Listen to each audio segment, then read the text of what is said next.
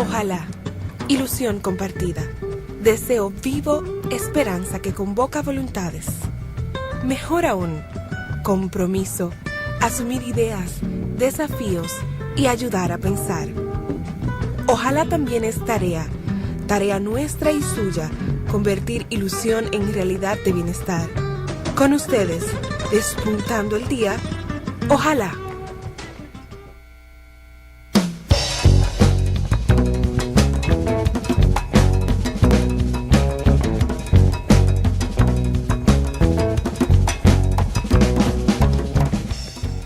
Hola, muy buenas noches a todos y a todas. Sean ustedes bienvenidos y bienvenidas a Ojalá. Esta noche vamos a hablar sobre el Parlacén, el Parlamento Centroamericano. Y lo vamos a hacer con el diputado y dirigente del Partido de la Liberación Dominicana, Manolo Pichardo. Manolo Pichardo, de acuerdo a una decisión que ratificó anoche el Comité Político del Partido de la Liberación Dominicana, será el presidente del Parlacén, fruto de un acuerdo de las fuerzas políticas dominicanas que integran el bloque de diputados presentes en el Parlacén. Este acuerdo significó originalmente el apoyo al Partido Revolucionario Dominicano para que tuviera la vicepresidencia durante un año, plazo que termina en el tercer trimestre de este año. A partir de ese momento, la República Dominicana tiene derecho a la presidencia del Parlamento Centroamericano. Y en ese organismo pues será presidido por Manolo Pichardo. Nos da mucha alegría tenerlo aquí con nosotros. Vamos a hablar sobre todos estos temas, incluyendo naturalmente el foro que recién se celebró en nuestro país sobre integración, desarrollo y seguridad ciudadana. En este foro, pues celebrado en nuestro país, pues estuvo presente el presidente de Honduras, el señor Lobo, ¿verdad? Recuerdan ustedes todo este conflicto que hubo en Honduras. Pues estuvo aquí en nuestro país e igualmente el presidente Fernández, presidente dominicano, pues también participó en una de las sesiones de este encuentro en nuestro país. De modo que vamos a conversar con Manolo Pichardo. Manolo, buenas noches. Buenas noches, Roberto. Gracias por venir. Teníamos mucho deseo de conversar contigo, sobre todo porque queríamos conocer cosas que quizás la prensa no informó al detalle, una explicación por qué se celebró este foro de integración, desarrollo y seguridad ciudadana en República Dominicana y cuáles podrían ser, digamos, las conclusiones que se llegó allí. Bueno, lo primero es la preocupación por el nivel de inseguridad en la región. Recuerda que Guatemala, la sede del Parlamento Centroamericano está en Ciudad Guatemala, un lugar muy violento e inseguro. Donde, a decir de mucha gente, el crimen organizado parece que le gana la batalla al Estado, al gobierno.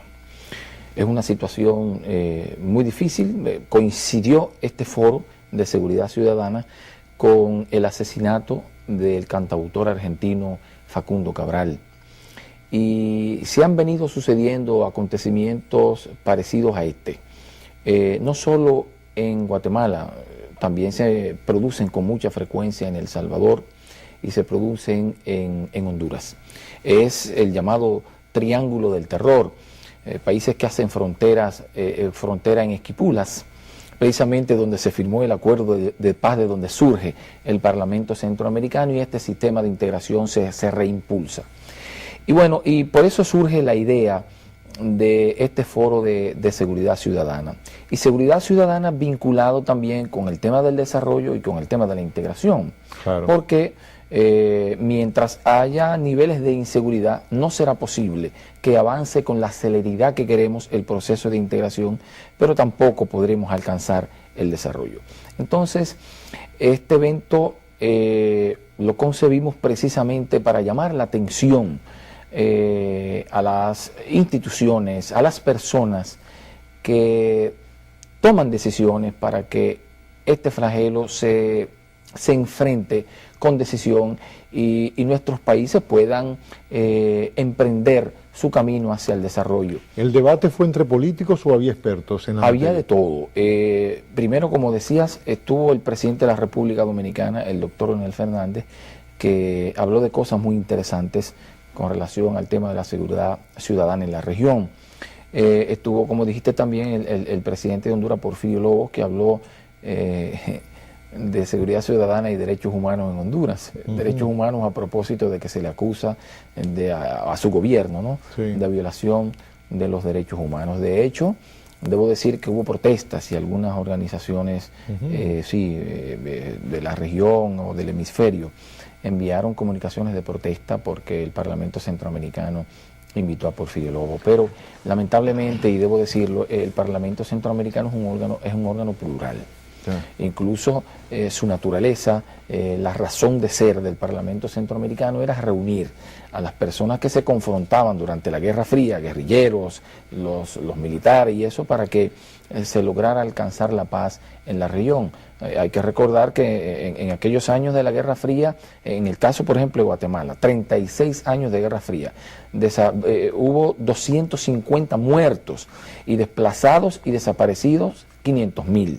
Entonces estamos hablando de casi 1 millón de gente que pudieron haber muerto, ¿no? Y no se sabe en ese proceso. Pero lo propio también ocurrió con El Salvador, la guerra que desangró El Salvador durante tantos años, y con Nicaragua. El proceso de los contras de Nicaragua. Así es, pero ocurre un fenómeno extraño que hay que estudiar, y es que no parece estar vinculada la violencia con la pobreza. Sobre eso quiero Sí. Yo conozco tu posición sobre ese tema, Manolo, pero me gustaría agotar un poco la panorámica del foro para que entremos en ese caso. De los expertos que asistieron y quiénes estuvieron. Así, bueno, además del presidente, sí, porque nos debíamos un poco de los presidentes que mencioné, estuvo Vincho Castillo. El doctor Marino Vinicio Castillo. Marino Vinicio Castillo estuvo con una ponencia muy interesante allí viendo el tema de la violencia desde el ámbito jurídico, ¿no? Estuvo también el presidente de la Corte Centroamericana de Justicia, de apellido Lobo, primo del presidente de Honduras. Estuvo allí también Rosana, la dominicana. Rosario Espinal. No, Rosana Reyes. Rosana Reyes, fiscal. sí, abordando el tema de la violencia en la familia. Okay. Estuvo también Rosario Espinal. Estuvo Rosario. Sí, y abordó el tema sobre la cifra que da el Latinobarómetro sobre hizo un análisis sobre los datos que se han arrojado. Hubo otros expertos también de Nicaragua, de El Salvador, que todo giró en torno a esto, al tema de la seguridad ciudadana, más que el tema del desarrollo y que el tema de la integración, porque parece que es lo que más preocupa ahora mismo es una de las zonas más violentas, ¿verdad? Como decías tú ahorita. Bueno, de toda América Latina. El triángulo este es el triángulo más violento que hay en toda la región, y me atrevo a decir que en todo el hemisferio, porque ocurre antes con las maras, estos muchachos que andaban haciendo raterías y asaltando por un celular, y eso está desplazado ya. Ajá. En Guatemala, cuando operaban las maras, y en El Salvador, se calcula que morían, en el caso de Guatemala, se asesinaban entre 18 a 20 personas diarias. ¿Cómo? Sí, entre 18 y 20 personas diarias. Pero ocurre que la cosa ha empeorado, porque fíjate que han entrado al norte de Guatemala el cartel de los Zetas. Desde México. Desde México, que es un cartel que se desprendió del cartel del Golfo, pero más violento todavía que el cartel del Golfo. Esos son los que cortan cabezas. Los que cortan cabezas, ellos matan y decapitan y descuartizan. Recientemente en una zona rural de Guatemala se dio un acontecimiento que estremeció a toda la región, y es el asesinato de 27 campesinos que fueron asesinados y fueron decapitados. Y según las informaciones que se dan, fue para que escarmentara el capataz de la finca, que parece que no quería colaborar con las actividades delictivas del grupo de los Zetas, y entonces, como escarmiento, ellos decidieron asesinar a los que trabajaban con el capataz. Lo asesinaron frente al patrón. Así es. Entonces, eso es un fenómeno que se está dando allá, pero deberás tú recordar que en El Salvador hará 5 o 6 meses también se le atribuye a las maras, hasta ahora no hay nada claro con relación a eso, un autobús lleno de pasajeros fue incendiado. ¿Cómo? un autobús lleno de pasajeros. Son cosas que se dan de manera cotidiana en la región. Y antes, por ejemplo, en el... Y también hay secuestros, ¿no? Secuestros, hay de todo, de todo. Pues se están pareciendo cada vez más a México. Sí, sí, así es. Incluso los Zetas, que originalmente sus operaciones eran de narco, ya hacen de todo. Secuestran, atracan bancos, todo tipo de actividad delictiva ahora hacen los Zetas, que originalmente, como eran parte solo del grupo del cartel del Golfo, su actividad exclusiva era narcotráfico. Ya es distinto. Entonces, esa es la situación que se está viviendo en la región. Yo no sé si tú recordarás que hace 3 años murieron 4 diputados al Parlamento Centroamericano. Lo recuerdo. Hay un libro ahora sobre este hecho que se ha convertido en un bestseller en la región. Se está vendiendo como pan caliente en las librerías. Una versión de un periodista de que fue un ajuste político, porque originalmente se pensaba que era un asunto de drogas, que 2 de los diputados al Parlamento Centroamericano estaban traficando con drogas, y bueno, y había uno que iba de bola, uno de los diputados, que fue Dawinson, el hijo de Roberto Dawinson. Sí, que fue el creador de el autor intelectual de la muerte de Monseñor Romero. Así, y creador del partido Arena. Pero aparentemente el Dawinson no estaba involucrado en lo que, solo iba con ellos. ¿Era el hijo de Dawinson? Hijo de ellos, es diputado también al Parlamento Centroamericano. Murió, claro, y murió también el chofer que andaba con ellos. O sea, entonces dices tú que luego las investigaciones publicadas en este libro concluyen que fue político. Pero esta es una investigación de un periodista que dice que la muerte a 2 de los diputados fue por ajustes políticos. Sin embargo, hay versiones que dan cuenta de que se trata de asunto de drogas. Uno no tiene las cosas claras.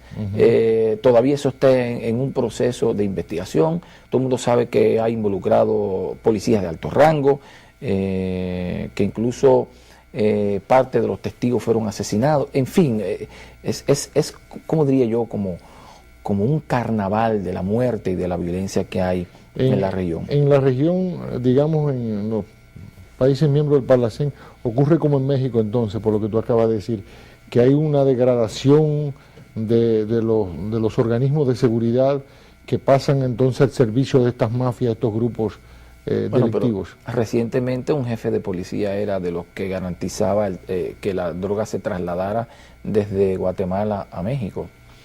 Porque está jefe de policía de Guatemala. De Guatemala. Es que está ocurriendo un fenómeno que lo explicó el presidente de la República. ¿Qué decía? Y por eso la violencia presidente Fernández, el presidente Fernández. Por eso la violencia se ha incrementado. Resulta que hace un tiempo, diríamos 10 años, no sé, 10 años, 15 años, nosotros éramos un trampolín. República Dominicana, Puerto Rico, Haití, Centroamérica. Y a los que bregaban con la droga se le pagaba en dinero. Resulta que ha surgido una nueva modalidad, la modalidad de pagar en especie.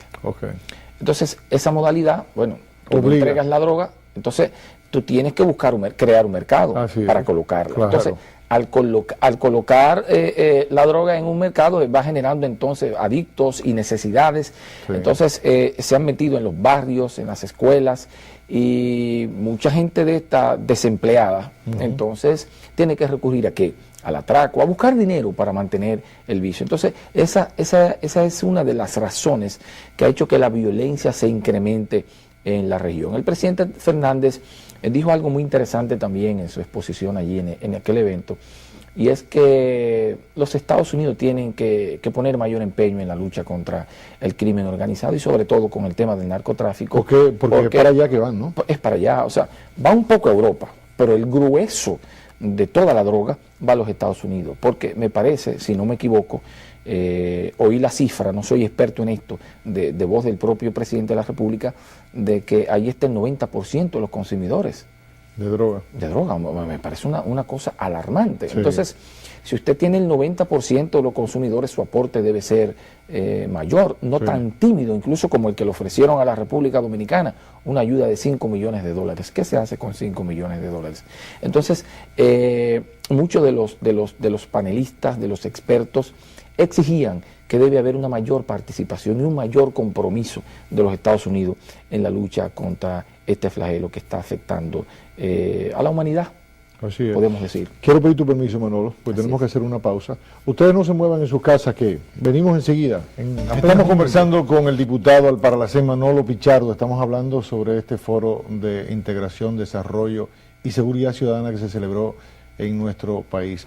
Manolo, tú hablabas sobre la intervención del presidente Fernández. Así es. Y nosotros desde aquí, desde Ojalá, pues saludamos la actitud de dignidad del presidente Fernández, que ha sido una característica del presidente Fernández en relación a la política exterior. Así es. Siempre desde... Una política exterior independiente. Independiente, Así desde es. el año 96. Ofrecerle esa suma tan irrisoria, pírrica, ¿verdad?, de dinero a República Dominicana, sabiéndolo, el poder de fuego que tiene el adversario mafioso, delincuente, pues Así realmente es una... Saludamos esa actitud del presidente Fernández. Yo supongo que ustedes se sintieron muy orgullosos también como diputados. Manolo, ¿hubo algunas conclusiones que pudieran ser vinculantes para la República Dominicana o para los países de la región? ¿Hubo algún, digamos, un documento final que expresara alguna voluntad que los gobiernos aceptaran tomar en cuenta? Bueno, sí, hubo un documento final, y el documento final precisamente llamaba a una mayor participación de los Estados Unidos. Ah, ok.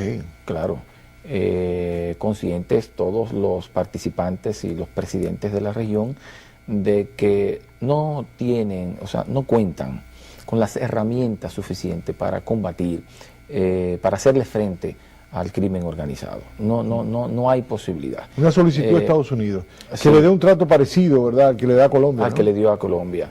Mira, te contaré lo difícil que es la situación y cómo están desprovistos de instrumentos para combatir este flagelo. Que en Guatemala, por ejemplo, en las elecciones pasadas, el presidente Colón se enfrentó a Otto Pérez. Otto Pérez es un ex militar que fundó un partido cuya consigna eslogan es mano dura. Incluso es un puño.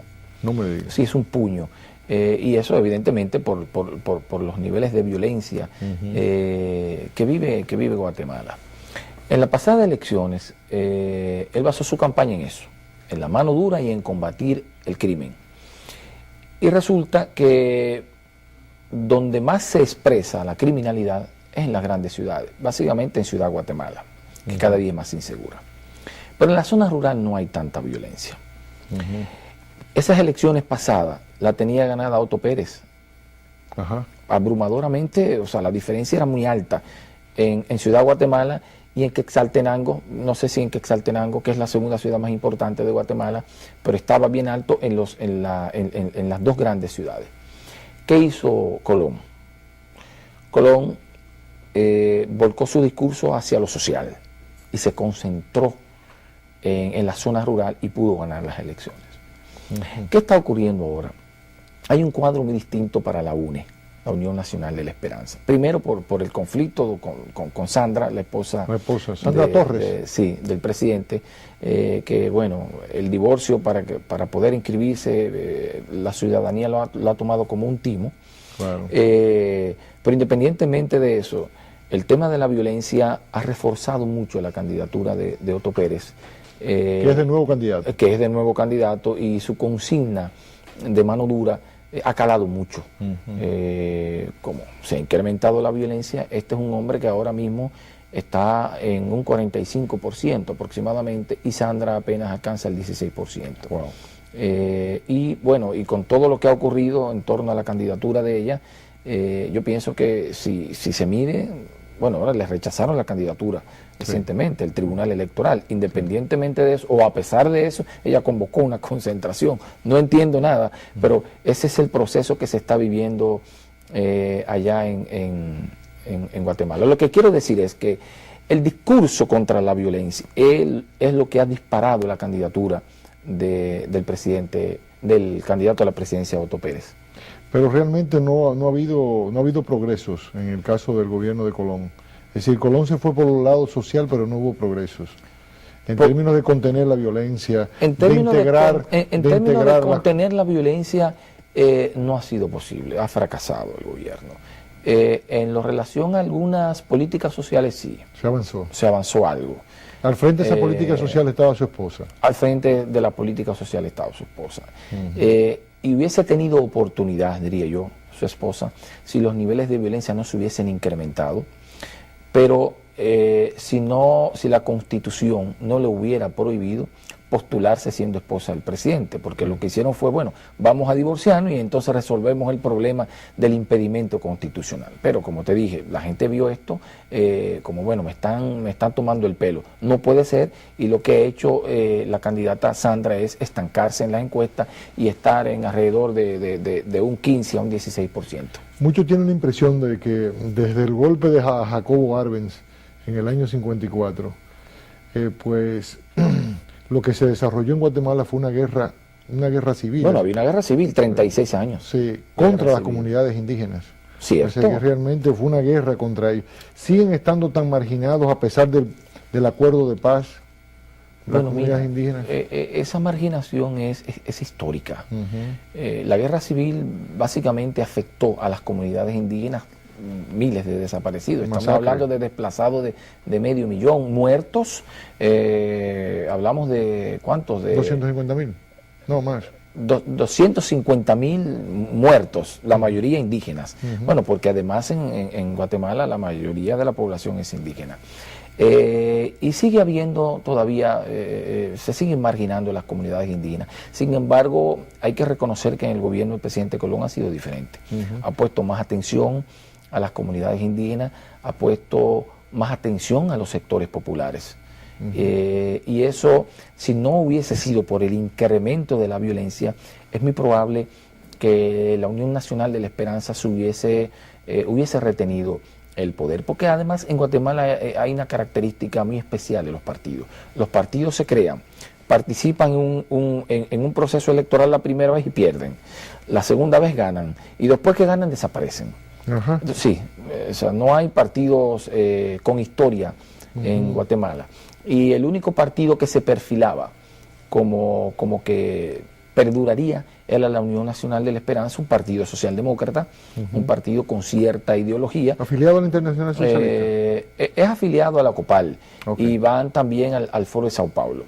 Tienen presencia en el Foro de Sao Paulo, pero no creo que sean afiliados a la Internacional Socialista, pero es un partido de ideología socialdemócrata. Y bueno, es el único partido de todos los que nacen y mueren que tiene cierto perfil ideológico. Y la UNG Maíz, creo que es una propuesta que hay en la que está Rigoberta Menchú. Mira, con Rigoberta Menchú hay una situación que a mí me apena mucho decir. Premio Nobel de la Paz, pero no es bien vista en la comunidad indígena. No. Fíjate que ha participado en procesos electorales en un país prácticamente indígena, diríamos que un 80%, y no pasa de un 3%. Mucha gente dice que a mí me sorprendió la primera vez que llegué a Guatemala al Parlamento Centroamericano, que cuando empecé a hablar de Rigoberta, la gente la rechazaba. Y lo que dice la gente es que ella utilizó su condición de indígena para aliarse a los sectores oligárquicos dicen, ¿no? De Guatemala, y por eso ella no tiene esa ascendencia en la población indígena, la que tuvo su padre, que fue un luchador comunitario y que sí gozó del prestigio de la comunidad indígena. Eso se dice, y se dice y parece real, porque ha participado en varios torneos electorales y no pasa de un 3 o un 4%. En Guatemala no es previsible un proceso similar de lucha por un Estado plurinacional como en Bolivia, ¿no? Esos movimientos sociales no existen. No, para nada, muy débiles. No, para nada, eso es muy difícil. Muy difícil. Yo no creo que haya posibilidades de Rigoberta Menchú, a menos que ocurra un fenómeno extraordinario en Guatemala que cambie todo lo que se ha vivido tradicionalmente en aquel país. No creo que haya posibilidades de eso. Manolo, ya saliéndonos un poquito ya del foro. Pero te quería hablar de Nicaragua. Por favor, sí, tenemos que hablar de Nicaragua. Sí. Tú decías que como que resultaba un contraste, ¿no? Sí, es extraño que Nicaragua, siendo el país más pobre de la región, es el país menos violento. Menos violento. Menos violento. En los foros que participan los jefes de policía, los jefes de seguridad de los gobiernos de la región, las cifras están por el suelo. Hay menos violencia que en Costa Rica. No me digas. Así es. Menos violencia que Costa Rica, que es el país con mayor nivel de vida, con ingreso per cápita, con un nivel también educativo muy alto. Sin embargo, es más violento que el país más pobre del Istmo ¿Cómo se Centroamericano. explica? No lo puedo explicar. Probablemente es que, como tú decías, las desigualdades no son tan marcadas, pero habría que estudiar ese fenómeno porque es realmente extraño. Y el fenómeno sandinista no habrá influido, es decir, de que el enraizamiento del FSLN en las comunidades no pudiera haber ayudado, porque yo recuerdo, y te pregunto, tú eres que sabes de esto, ¿no?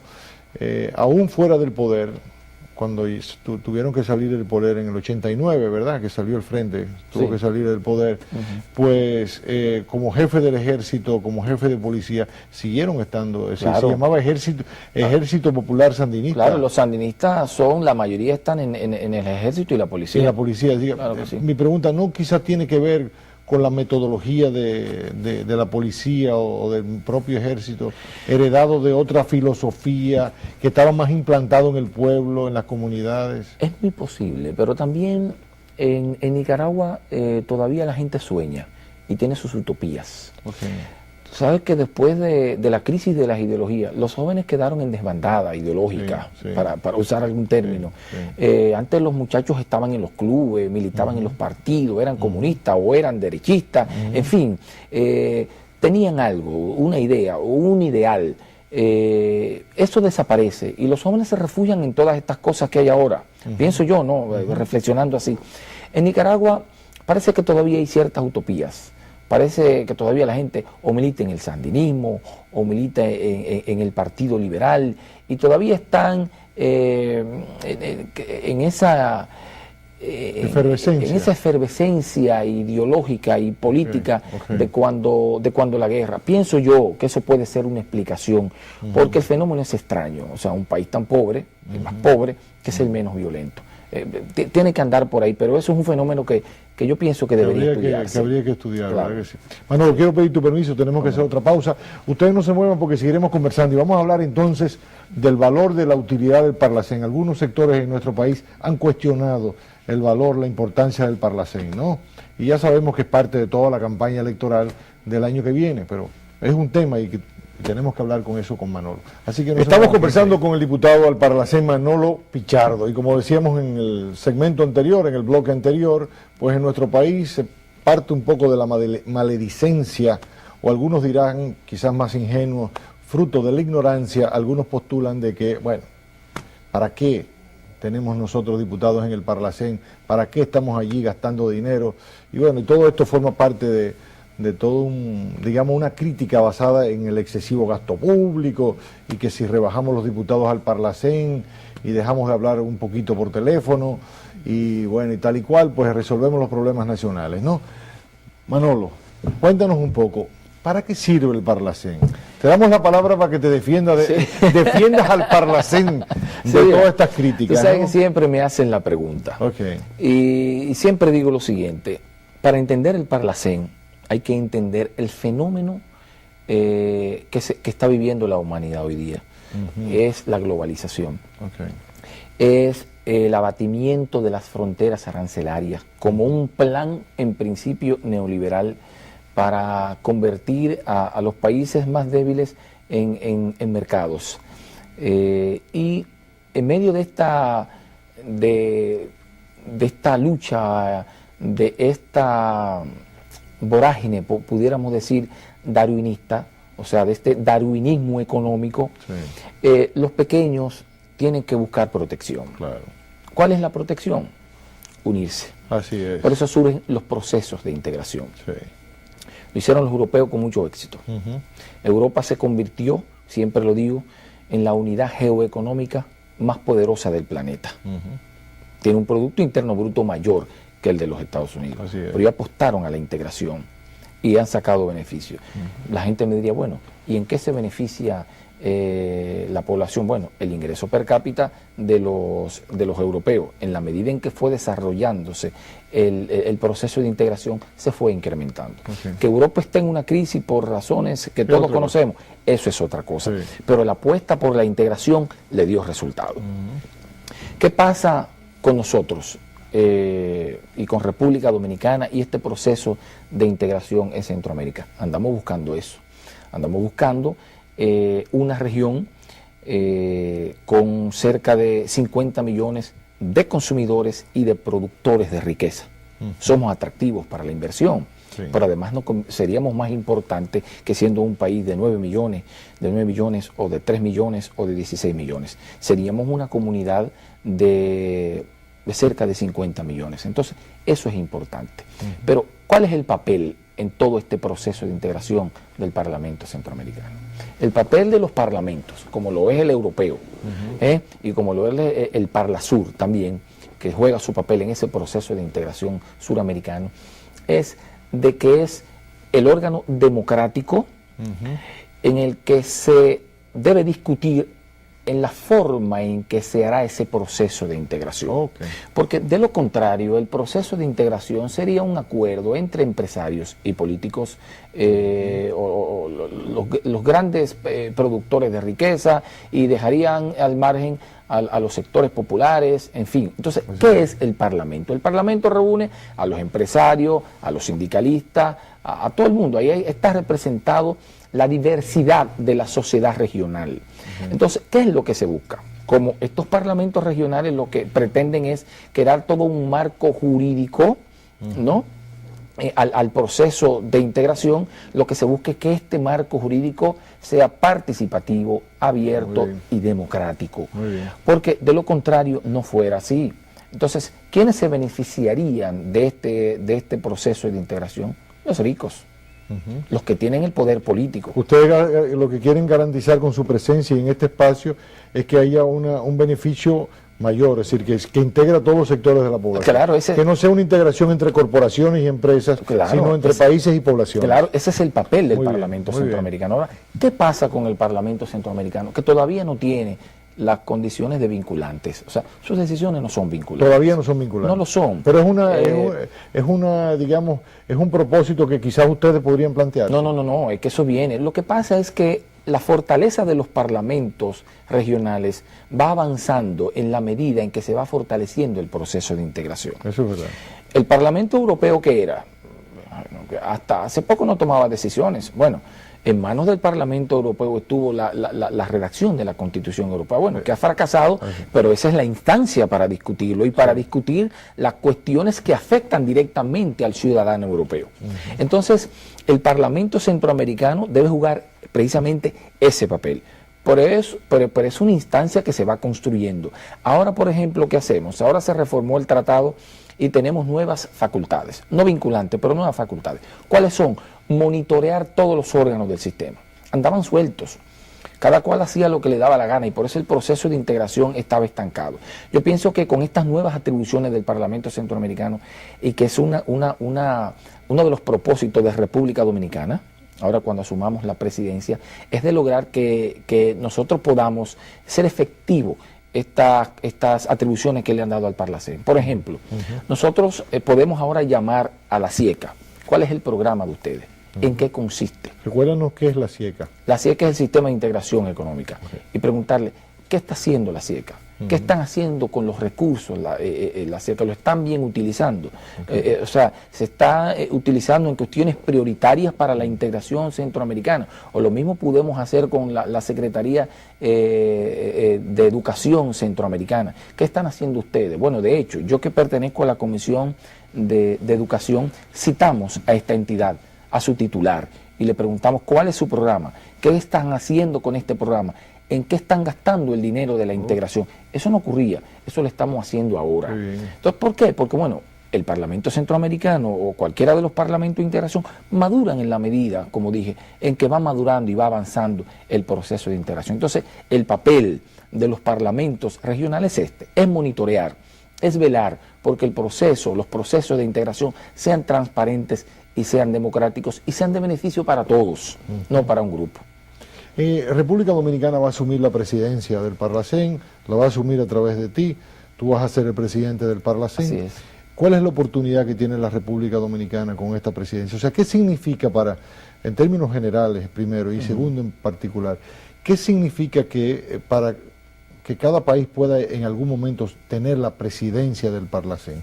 ¿Cuál significado tiene? Y en el caso dominicano, ¿cuál podría tener? Bueno, lo primero es garantizar la unidad, o sea, que cada cual tenga una oportunidad de presidir, cada estado, si no sería imposible, ¿no? Si tú no me das el chance de presidir y lo tiene uno, entonces no se sostiene. Es rotatorio. Es rotatorio, es rotatorio en orden alfabético. Ahora, por orden alfabético, por primera vez le toca a la República Dominicana.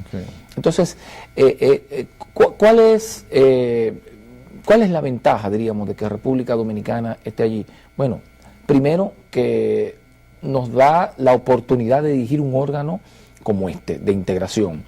Nos da la oportunidad como dominicana de llevar un programa para fortalecer el Parlamento Centroamericano. Primer punto, nosotros tenemos que atraer de nuevo a Panamá.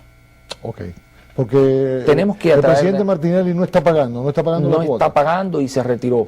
Pero lo ha hecho de forma ilegal. Y los diputados panameños están van una parte, pero lo ha hecho de forma ilegal porque ningún presidente ni nadie puede tomar una decisión por encima del voto popular. El pueblo dominicano votó, el pueblo panameño votó por esos diputados. Ningún presidente puede negarle a un diputado electo por el pueblo que asuma su puesto. Primero. O sea que el desafío, un desafío importante de la gestión dominicana sería lograr convencer a Panamá que vuelva. Convencer de que Panamá vuelva, pero también integrar a Belice, que es parte del sistema de integración, pero que no está en el Parlacén por una razón simple. Ellos alegan que su parlamento es muy pequeño, no sé cuántos diputados tiene, si tiene 9 o 15, y entonces cada país debe tener 20 diputados en el Parlamento Centroamericano. O sea que sería más grande. Exacto, su representación sería más grande en el Parlacén que en el Congreso de su propio país, porque es un país pequeño. Pero eso se puede salvar. Pero hubo una reforma ya al tratado constitutivo que le abre un espacio a Belice. Y otro propósito también es integrar a este órgano político a Costa Rica, que siempre se ha negado. Y se niega por una razón, yo diría, que no puede ser, que no tiene sentido. Ellos dicen que el proceso de integración tiene que caminar los pasos clásicos. Y que lo primero es la integración económica antes de llegar a la integración política. Y que por lo tanto ellos no pueden ser parte de los órganos políticos. Los órganos políticos son el Parlamento Centroamericano y la Corte Centroamericana de Justicia. Ellos son parte de los órganos económicos, de la SIECA, y son parte también del Banco Centroamericano. Pero no quieren ser parte de esto porque ellos entienden que esto es un proceso, que son pasos que deben irse agotando. Y ellos dicen que está todavía pendiente de la Unión Aduanera. Y lo dicen todos los partidos costarricenses, independientemente de cuál esté en el poder. Ellos están unificados en torno al tema, porque la experiencia europea es esa, y ellos creen que nosotros debemos caminar, transitar, y son realidades diferentes, son realidades distintas. El Parlamento Centroamericano se crea por una razón política, no por una razón económica. Entonces nosotros tenemos una realidad distinta.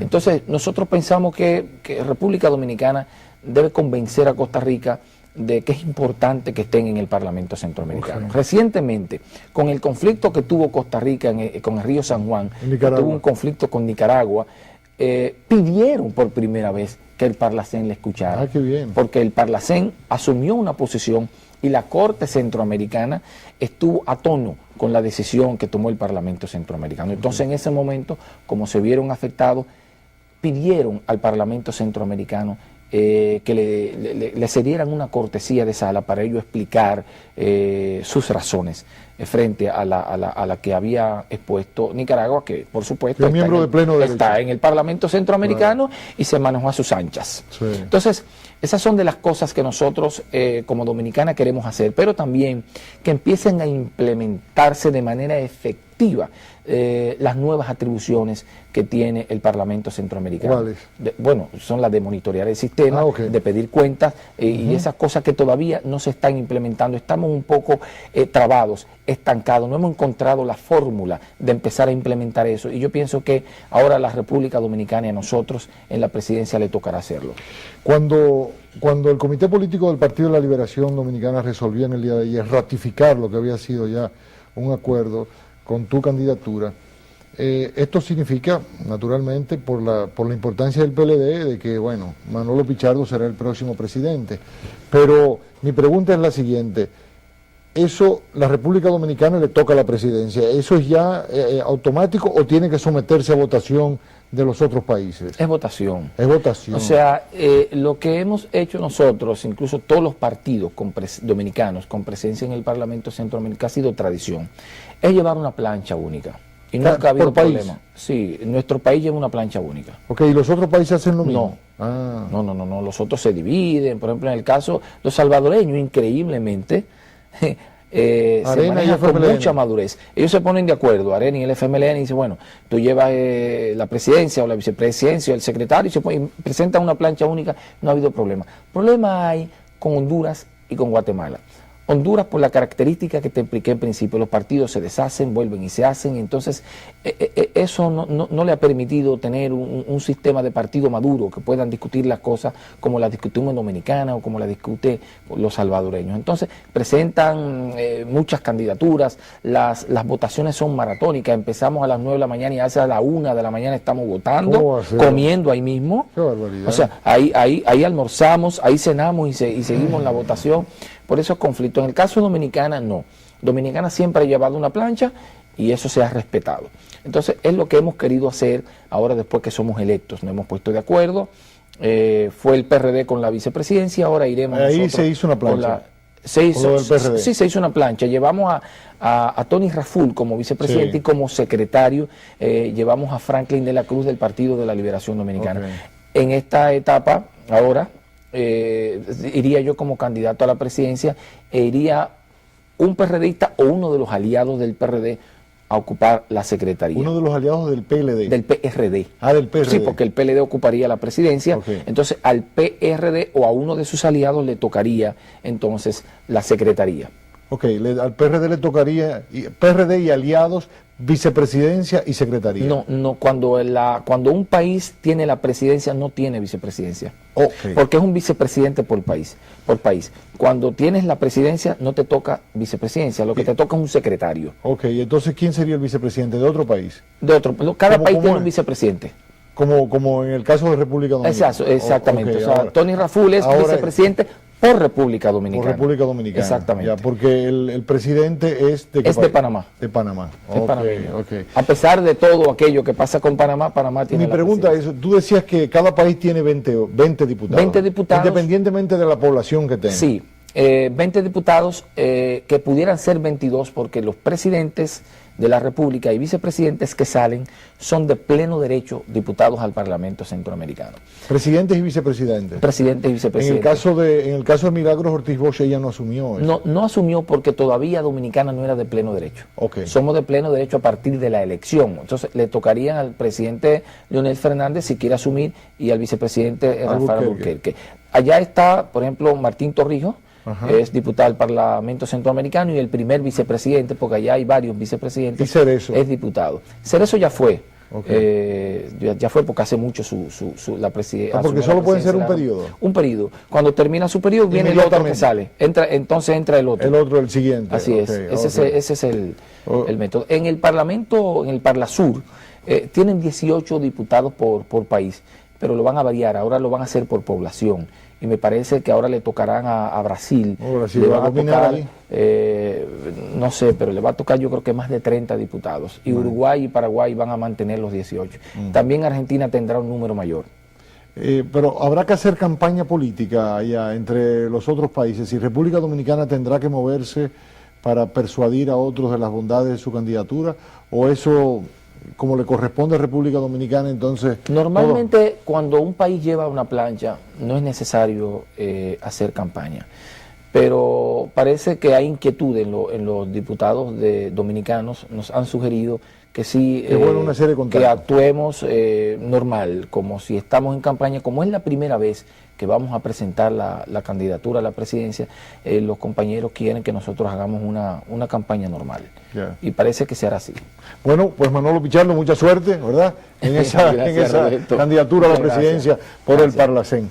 Nosotros nos vamos a la pausa y como siempre, doña Mabel nos tiene un regalito, un suspirito con un divertidísimo video, así que disfrútenlo.